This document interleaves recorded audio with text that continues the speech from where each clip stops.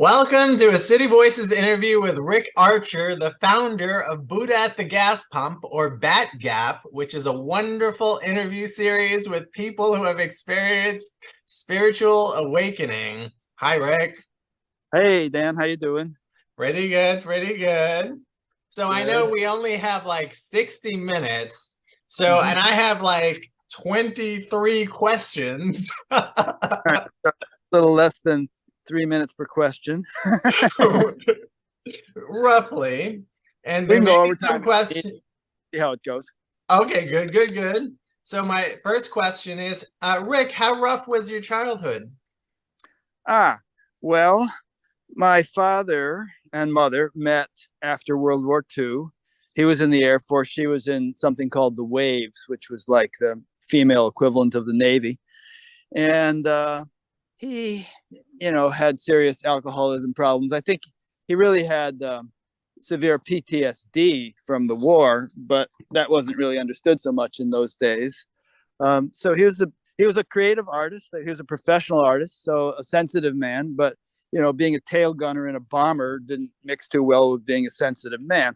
So he came back from the war pretty stressed, and became really an alcoholic. And so throughout my childhood, he was getting drunk, a few nights a week, and basically yelling at my mother and keeping the whole family awake. And so that was kind of rough on all three of us kids. And um, I'm just, I'll move quickly through this, but then, when I got into my adolescence, I, went through a number of kind of traumatic experiences, and then got into drugs and got arrested a couple times and dropped out of high school. And, it was kind of a mess. And then but when I started getting into drugs, as many people did, I realized there was a spiritual dimension to it. And that there, I started reading some books and realized there was such a thing called enlightenment, and I had a pretty fuzzy understanding of what it was, but I wanted it. And Hold on, Rick. yeah. Um, did you want to talk about your mom a little bit? Oh yeah, sure. So yeah, all of what I just described took a toll on my mom. And so when I was in my early adolescence, maybe 12, 13 years old, maybe 13, she had a nervous breakdown, it was called, which was preceded by, she started dabbling in using a Ouija board, trying to contact her mother because she was very attached to her mother, and her mother had died, my grandmother. And she really got kind of loopy. And I remember her saying that she was seeing auras around trees and things like that. So there was something going on with her, and she thought she was some kind of a saint or something. My memory is a little hazy. But then it really became rather serious, and she ended up getting hospitalized in Payne Whitney, which is there on the east side of Manhattan. And for then throughout my adolescence, the rest of my adolescence, she was in and out of mental hospitals and tried to commit suicide 3 times, nearly successfully each time, swallowing a whole bottle of my father's phenobarbital because he had epilepsy, among other things. And but at one point, when I learned to meditate, I more or less twisted her arm to the breaking point to get her to learn it herself, because I just wanted so much to do something about her situation. And she didn't really take to it at first. But at one point, finally, when I was actually over in Switzerland, she, on the international staff of the TM movement, she, in desperation, sat down to meditate and had a really good experience and started doing it regularly. And then she came over and spent 9 months with me in Switzerland and just had a wonderful time. And it profoundly influenced her, being around Maharishi Mahesh Yogi and just meditating regularly and all that. And she did really quite well for the rest of her life. She moved here to the town that I live in now, Fairfield, Iowa, and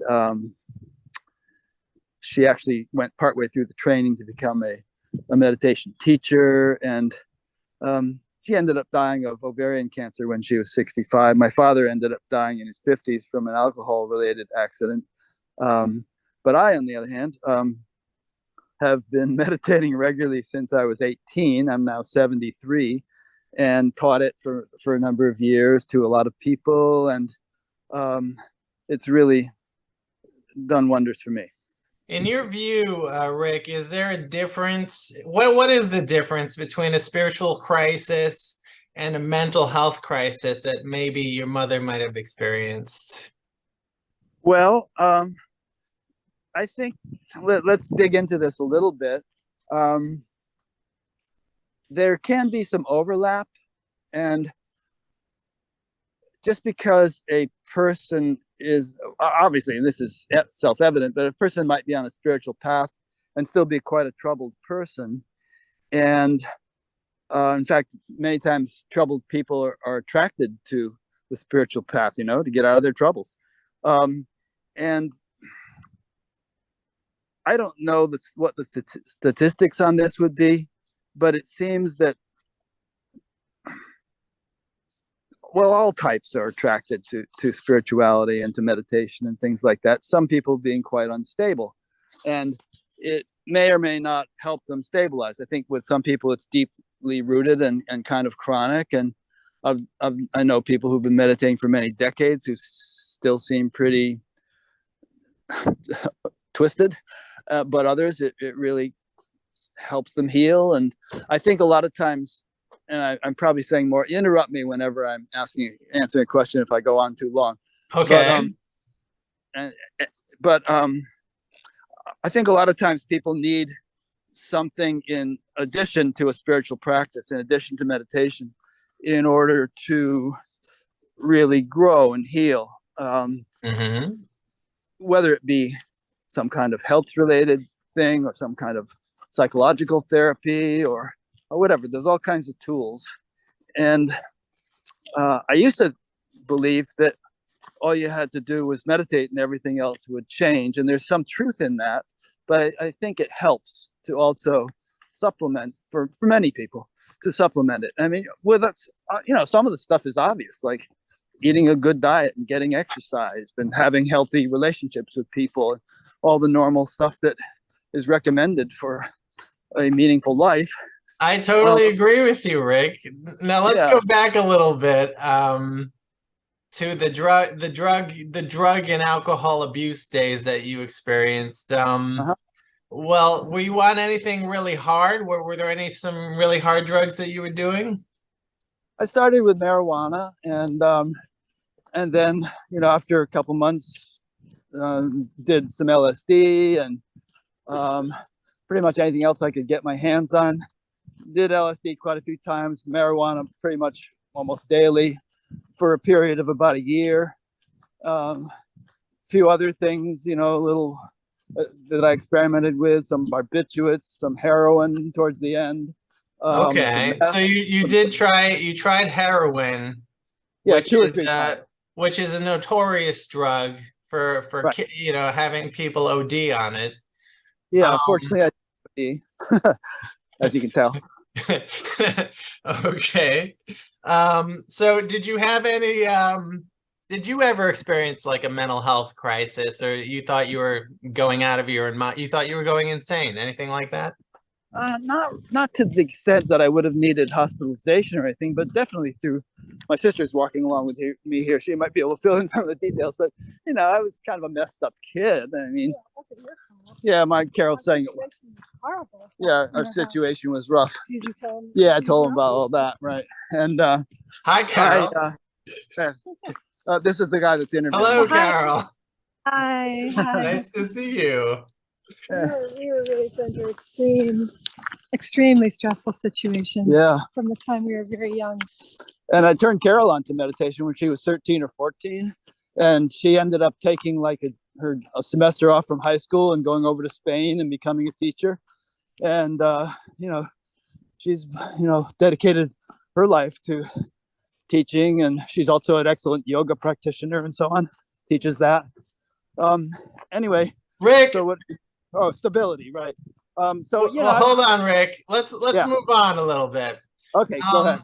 Have you ever had your heart broken by someone you loved? Yeah, breaking up with some girlfriend or being, deeply attached to somebody. Just some girlfriend. I mean, was it not like monumental? I survived it. I mean, everybody goes through that kind of thing once in a while in life, and I was mainly breaking hearts. Carol is kibitzing here. Everyone, oh come on! I was the biggest nerd in high school. No, not in high school. Later. Oh, later on. Okay, I got Okay, cool hold later. on. Well, if you were a nerd in high school, then that means that all you were thinking about was sex. Yeah, quite a bit at that age. But then All right. I became a drummer, you see, and that kind of conferred a great deal of coolness upon me, and so then I became more popular with girls, I guess. Was there one girl in particular who stood out, who really broke your heart? Not really. I had like 4 girlfriends, serious girlfriends, from the age of 14 through 22, and each, so I wasn't like a real womanizer or anything, but each there was one girl, the last girlfriend, I actually still feel guilty about because I broke up with her so abruptly. Her name was Donna, and that's because my teacher, Maharishi Mahesh Yogi, was beginning to advocate celibate monastic life for those who were gung-ho about enlightenment, and I, being a natural born fanatic, naturally had to do that. I couldn't say, well, I'm just going to go for second best. If this is the best, I'm going to do it. So I broke up with her very abruptly, and I've always felt bad about that, and have apologized in recent years. Ah, okay. Yeah, what is this about? Do you think for people who are living in urban or suburban areas, who are living regular lives and somehow come in contact with a guru who says celibacy is the way, and I mean, it doesn't seem quite natural for someone who's just trying to, well, are you trying to live a normal life? I mean, what is being, can a spiritual person live a normal life? Absolutely.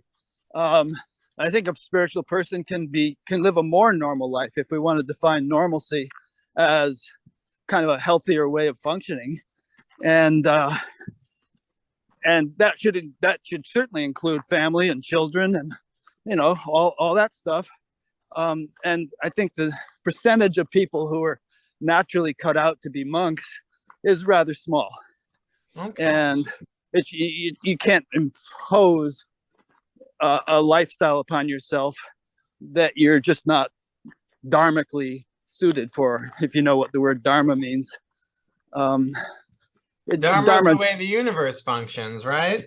Yeah, dharma you could define as that course of action which is most in tune with your natural tendencies and which will be most conducive to your growth and evolution. And so it means different things for different people according to their proclivities. Yeah. Who do you miss the most who has since passed on? Oh, let's see. Golly, I do think about my mother once in a while. I don't think anybody ceases to exist, but I sometimes think, well, when I die, it would be great to see Mom. And, if it works that way. I'm slowing down a little. I'm walking too fast. But I feel pretty content, and I'm not the kind of person who pines for people or situations which no longer exist. And do you feel like a constant, like a consistent connection, a deep connection to life, and maybe that's why you don't pine for people, because you're always feeling connected? Yes. Wonderful. What is your spiritual goal in this life? That's an interesting question. I used to have a kind of a static ultimate sense of the goal of spirituality, some kind of shining castle on the hill called enlightenment that, once reached, you would be finished. I see it differently now. I think that everyone, probably without exception, is on the spiritual path, even the greatest sages and saints. In fact, Saint Teresa of Avila said, it appears that the Lord himself is on the journey. So rather than sort of looking towards some destination point, I just, regard spiritual growth as a continuum, and I just live my life accordingly. And I'm content with where I'm at, and it continues to improve in general with little ripples here and there, but general upward trajectory. And is your wife a spiritual person? Yeah, I would say we met in Switzerland at the international headquarters of the TM movement, and she was a TM teacher, and she meditated for many years. Hasn't been meditating in the last couple of decades, but I'd still say she's a very spiritual person. We also spent a lot of time around Amma, the so-called hugging saint. And yes, I've hugged her. Yeah, so she and I went to see Amma just about every year for about 20 years nearly, and got a lot of benefit out of that. And she's actually quite involved in BATGAP. She has pretty good judgment, and she helps to choose the guests. And kind of, we get a lot of kooky suggestions, and she kind of weeds through them and tries to pick out the good ones. It's wonderful that you're partnering with your wife in such a way. Do you have a rigid meditation schedule? I wouldn't call it rigid, but, call me obsessive compulsive, but I haven't missed a meditation since I learned on July 25th, 1968. And these days I meditate 2-3 hours a day, and I don't have to do it exactly the same time or anything, so it's not rigid in that sense.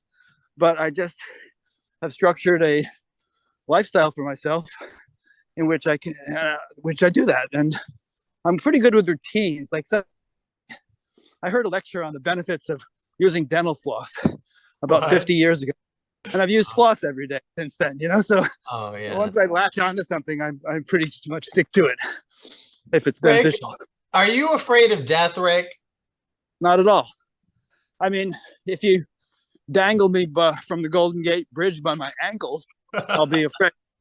But if you told me you're going to die tomorrow, I'd say, okay, well, maybe I'll meditate a lot between now and tomorrow and get myself in a good space.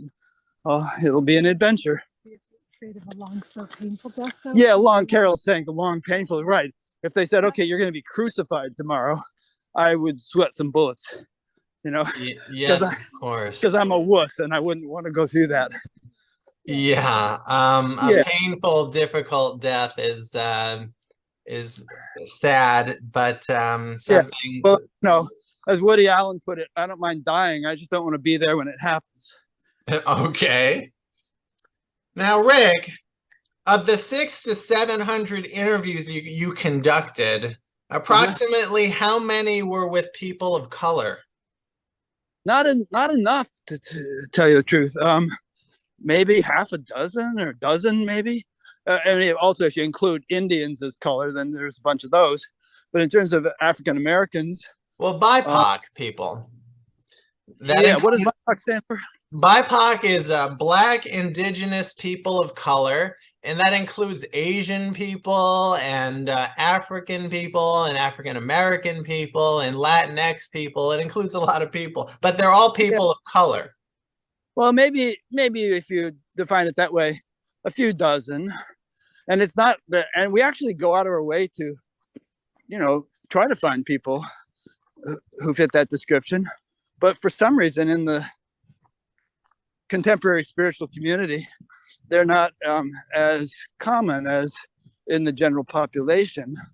I don't know why. Did you know that out of the 7 billion people on planet Earth, 6 billion are BIPOC? There you go. Now, of course, I'm sure there are all kinds of incredible people in Asia who might not even speak English, so therefore I can't interview them. And on a slightly related topic, for quite a few years now, we have made it a rule as men. So every month we choose, okay, 2 women, 2 men. But it's actually harder to find women who meet the criteria than it is to find men. For some reason, there's more men for some reason involved in being spiritual teachers or being kind of outspoken about their experiences. So do you have to seek out interviews, or do the interviews come to you? Mostly the latter. We actually have a page on BATGAP through which people can submit themselves or another person to be interviewed. And we've had it shut down for most of the past few years because we already have over 1,000 people in a database. And if we have it open, and suggestions pour in every day, several usually per day, but I only do 1 interview a week. And so we end up spending a lot of time sorting through people. So we open it from time to time. Now, occasionally there's somebody I'd really like to interview that I've become aware of for some reason, and we reach out to them. So well, it's and good most people want to do it. There's a few people who are kind of big shots who so far haven't agreed to it, like Eckhart Tolle or Sam Harris. Yeah.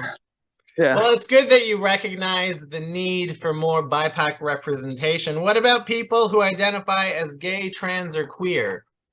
Oh, I've interviewed quite a few of those. And my video editor, lovely, marvelous person named Angel Markloyd, who is, it's confusing to me. You know, I'm kind of old for understanding this stuff, but Angel was born a man, identifies as she, and yet has girlfriends, or a female partner usually. So she's a lesbian. I mean, she's a trans lesbian. I don't know. Okay. I don't know. You can figure it out. Anyway, yeah, I love Angel. In fact, my most recent interview was with an incredible young woman named Robin Charasia. And I don't know how long you want me to take on this, but no, this is important. Okay, good. So she got in touch because she was living in a stone hut in the mountains of Nepal at, I don't know, 13,000 feet, I think it was, even in the winter. No heat, no water, no toilet. And she meditating 10 hours a day or something. And she every few months she'd go to Civilization and load up her phone with BATGAP interviews and then listen to them at least 1 a day. And she had some kind of solar panel to charge her phone.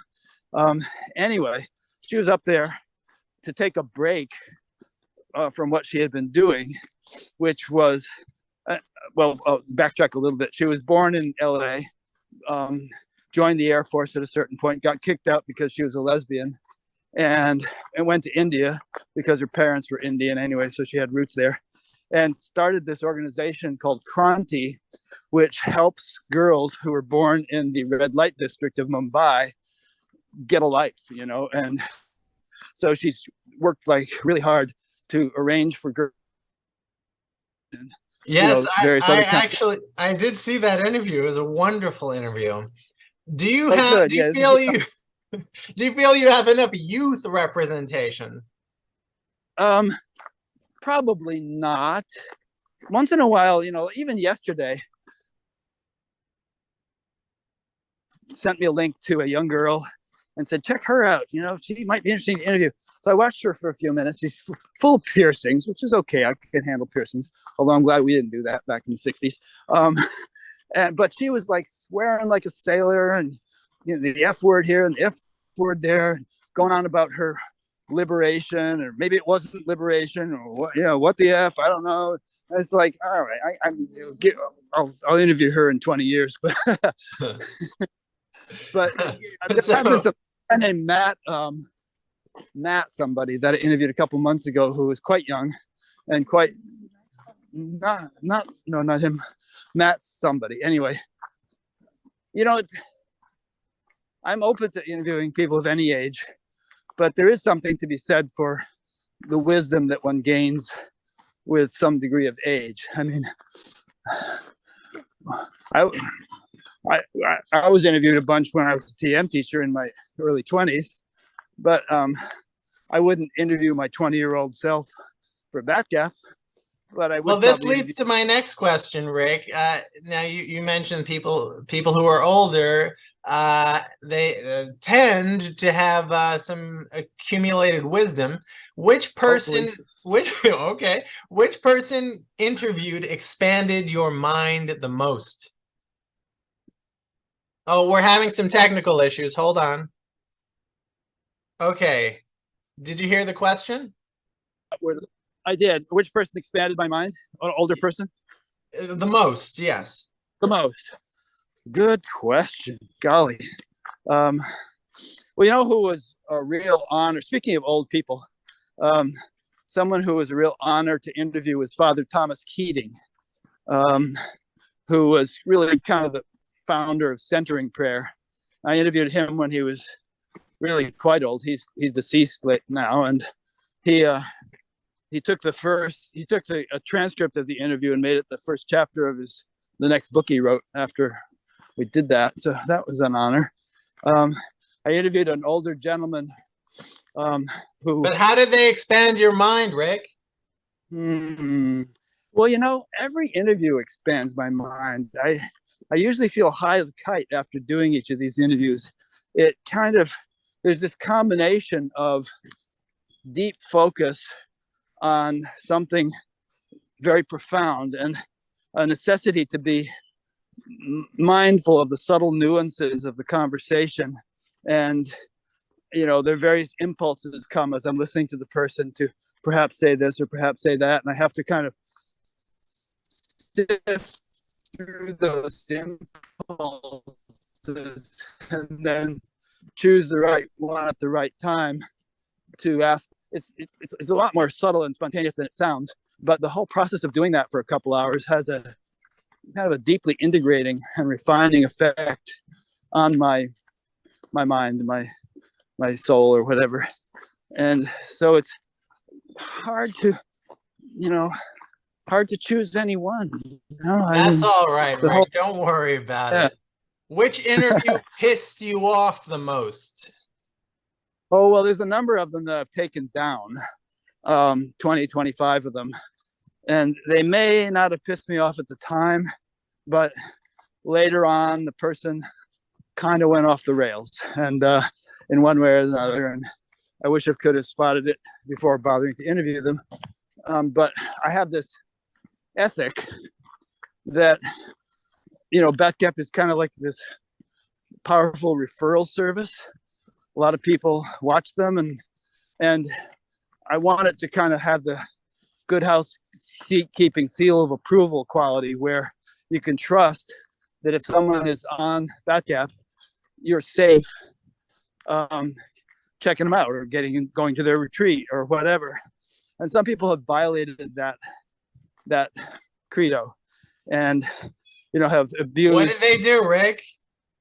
Oh, it's often sexual misbehavior or financial. I mean, there have been instances where somebody has used some kind of cosmic BS talk to tell the person that they, $900,000 inheritance they just got is tainted with bad karma, and they can clean it up for them if they only give it to them. Mm-hmm. And people fall for this stuff sometimes. So anything like that, they come down. So there's also, go ahead. Oh, okay. No, there's also what? Oh, there's various kinds of power trips and manipulation. I was talking to my friend Jack O'Keefe the other day, who helped me, founded with me an organization called the Association for Spiritual Integrity, which we can talk about. And she was saying, she quoted some statistic where supposedly some significant percentage, I forget how high, of, I don't know whether she was saying spiritual teachers or the general population or what, have narcissistic personality disorder. And she felt that it's almost something which is probably more prevalent among spiritual teachers, because a position like that attracts might attract people with that disorder, as the presidency of the United States has recently done. That's interesting. I have a related question. Now, there's a lot of spiritual teachers like Eckhart Tolle who have become millionaires from peddling their guidance. Does living high off the hog diminish their legitimacy as enlightened beings or the value of their teachings? It depends on how they handle it. I don't have a problem with Eckhart Tolle having made the money he made, or Deepak Chopra for that matter, who is an old friend of mine actually. But those people have earned their money through writing books and doing retreats and everything, which people are free to buy or not buy, or go to or not go to. So I think they've earned it legitimately. Dushanti has a pretty nice house and lifestyle. He's not rich like those guys, but he offers something in return for whatever people pay for his books or his seminars or retreats. But people who are like the guy I mentioned, who are ripping off people's inheritances or things like that, that's immoral in my opinion, and unethical. And that's totally understood, Rick. But yeah, if you look at historical figures, the role models for all future spiritual teachers, like the ancient Buddha and Jesus Christ. Buddha just had his clothes and a begging bowl, right? And and Jesus, I don't know what, he didn't have much either. Right. And yet, they had followings beyond imagination. Sure. So, and I wouldn't say that poverty is necessary. Monks take vows of chastity, poverty, and obedience, but householders don't have to do that. And, Jesus may or may not have been a householder. It's debatable. And Buddha wasn't after he left his family. But they presumably lived as monks. And they had support. They had sanghas, and people provided food and stuff like that. So, but their lives were very simple, wouldn't you say? Yeah, they didn't need a lot of fancy clothes or gadgets or anything like that. Or drive. They didn't drive Jaguars, I don't think. Right. So, all right. Those guys would have had to ride Jaguars, and that would have been risky. Oh yeah, that would have been a terrible mess. Can you tell when a spiritual teacher is full of shit? What are the warning signs? Well, you kind of need to do a colonoscopy on them, I suppose. Oh, you don't mean literally. Okay. No, I did mean literally. How can you? No. Okay, go ahead. Go ahead. Who am I to judge? But Rick, you've done 600 to 700 interviews. You've taken down 25. You've been pissed off. Come on. Yeah. All right. Well, I'm not going to name names, but there are, because I don't like to do public battle with these people. But there are some that just, almost anyone would judge them as being full of shit if they watch them for a few minutes. There's just sort of this grandiose, self-absorbed, egotistical kind of air about them. And so that's one category, I would say. Another category is like people who aren't necessarily on a massive ego trip, but whose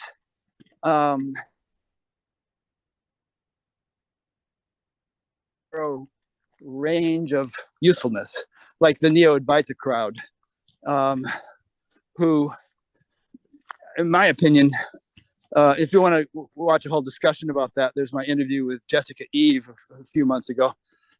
She's kind of on a bandwagon to expose the dangers of that genre. But, there's people who offer teachings that are alluring and interesting sounding, but that not only don't really seem to help a lot of people, but can actually confuse them.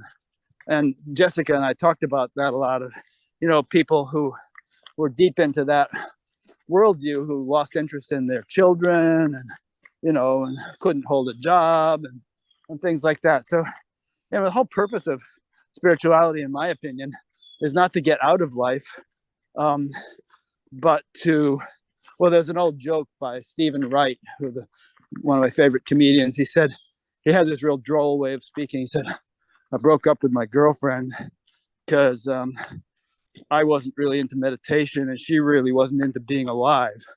Oh, man. So spirituality is, as Maharishi Mahesh Yogi always presented it, my teacher, and as I've always lived it, is to enhance life, not to get you out of it in some way. And you can have what he used to call 200% of life, 100% outer material values and 100% inner spiritual values. And the two not only don't conflict with one another, but they support one another.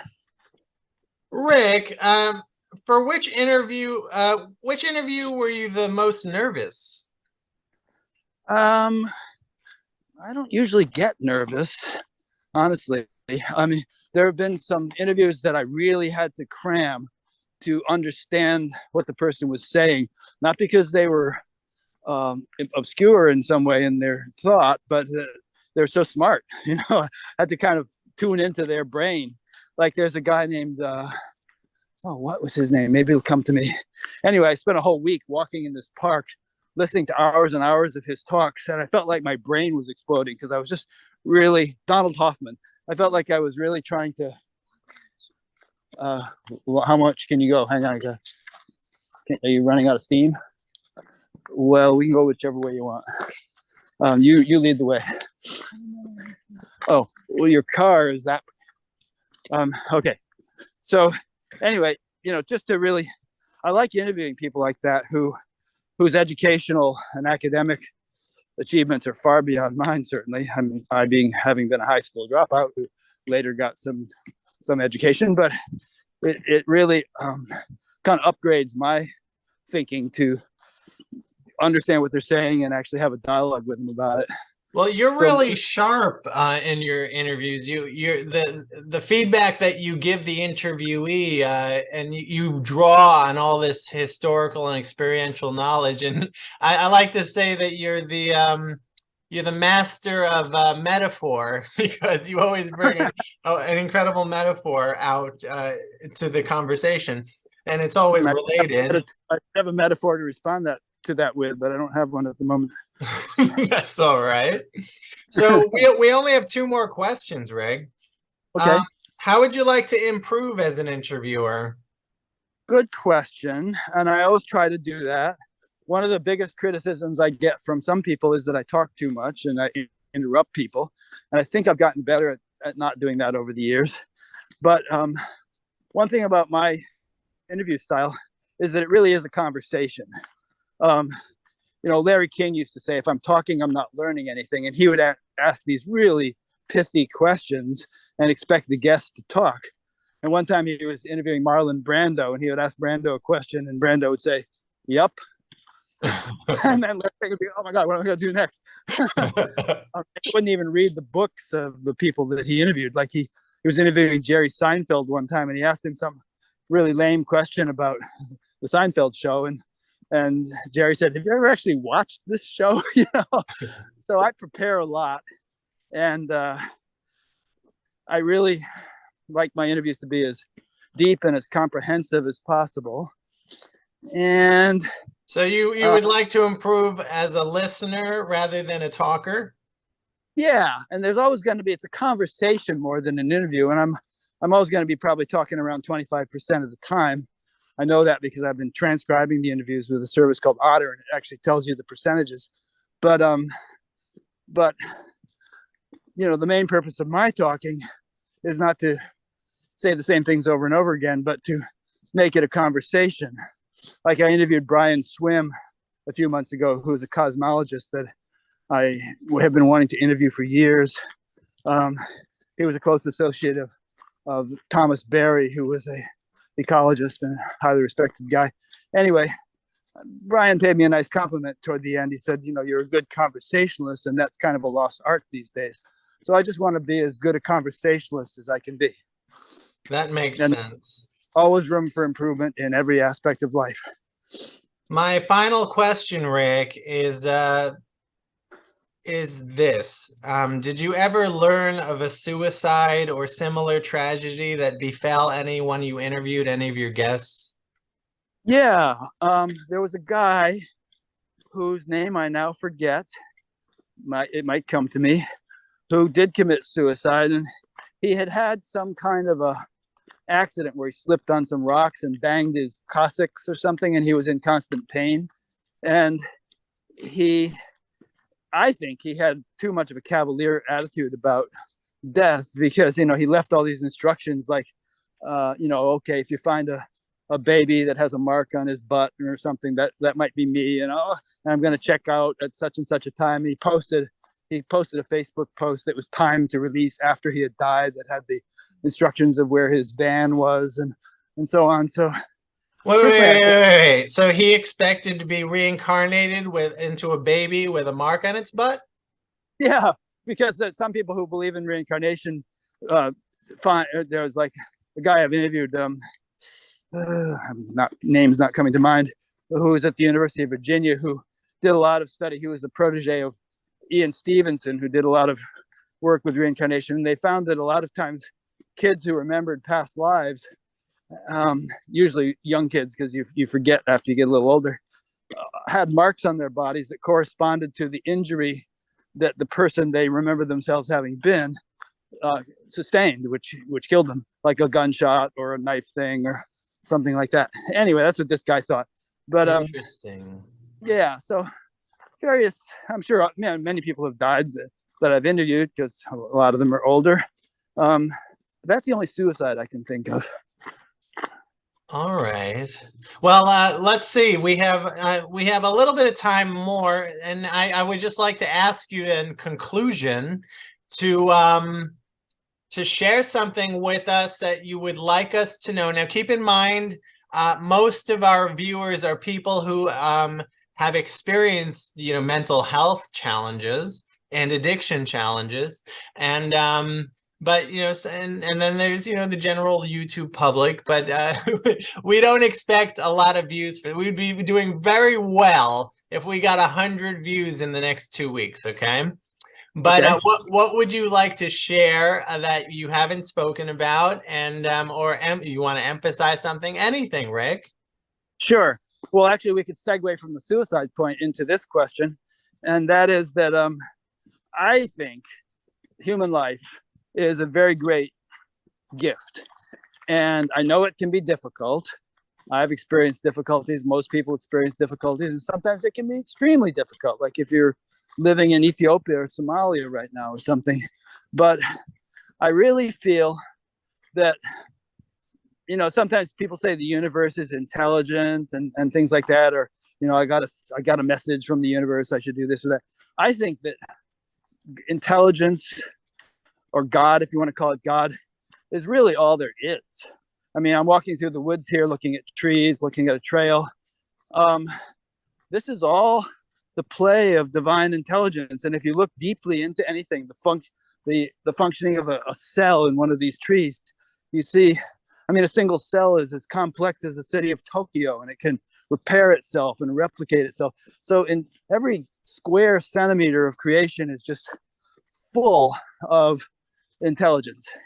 And the trick of life is to discover that, not as a belief, but as an experience. And when times are dark, one feels cut off, one feels that life is meaningless, and there's no hope and there's no point in living. If somehow people could remember what I just said, and not only what I just said, but remember that it's always possible to dig yourself out. I dug myself out of a pretty deep hole, with my arrests and high school dropping out, and I was a mess. But I just stuck to it, and it's not going to happen overnight. You have to find an effective spiritual practice. You have to adopt a healthy lifestyle, but one thing leads to the next. And I am a believer in reincarnation, and I think that to squander a human life doesn't solve any problems. You're not going to cease to exist. You're going to carry on, and you might find your challenges even greater next time around if you shirk your opportunity this time around. So, I think it's important to continually be exploring, both intellectually and experientially, what more life may have to offer than what you so far know it to be.